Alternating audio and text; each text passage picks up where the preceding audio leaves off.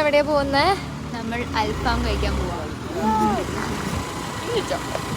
അപ്പോൾ ഗായത്രി പറഞ്ഞ കേട്ടല്ലോ, ഞങ്ങൾ എന്തിനാ പോകുന്നത്? അൽഫാം കഴിക്കാൻ. എങ്ങോട്ടാ പോകുന്നത്? അറേബ്യൻ ഡ്രീംസിലേക്ക്. ചെറുതായിട്ടൊരു ഡോറാബുജി വൈബ് വന്നൊന്നൊരു സംശയം. അതെന്തെങ്കിലും ആവട്ടെ. അപ്പം ഞങ്ങൾ ലഞ്ച് കഴിക്കാൻ വേണ്ടിയിട്ട് അറേബ്യൻ ഡ്രീംസിലോട്ട് പോയി. ആൻഡ് വി ഓർഡേർഡ് ഒരു ഹാഫ് അൽഫാം ആൻഡ് കുബൂസ്. ആൻഡ് ഇനി റെസ്റ്റോറൻറ്റിനെ പറ്റി പറയാനാണെങ്കിൽ റെസ്റ്റോറൻറ്റിൻ്റെ ഇൻസൈഡ് രണ്ടായിട്ട് പാർട്ടീഷൻ ചെയ്തിട്ടുണ്ട്.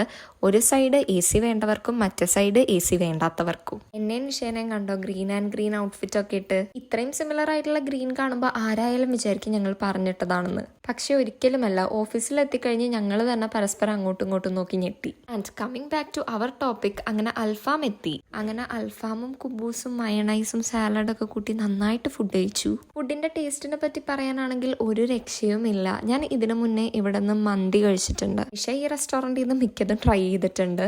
One of the best restaurants in Kochi എന്ന് പറയാം. ബിക്കോസ് ഓവർ പ്രൈസ്ഡും അല്ല, എന്നാൽ ടേസ്റ്റ് വൈസ് നോക്കുകയാണെങ്കിൽ നല്ല അടിപൊളിയാണ്. ഇതേ കണ്ടോ ഇപ്പോൾ ഗായത്രി പറയുന്നത്.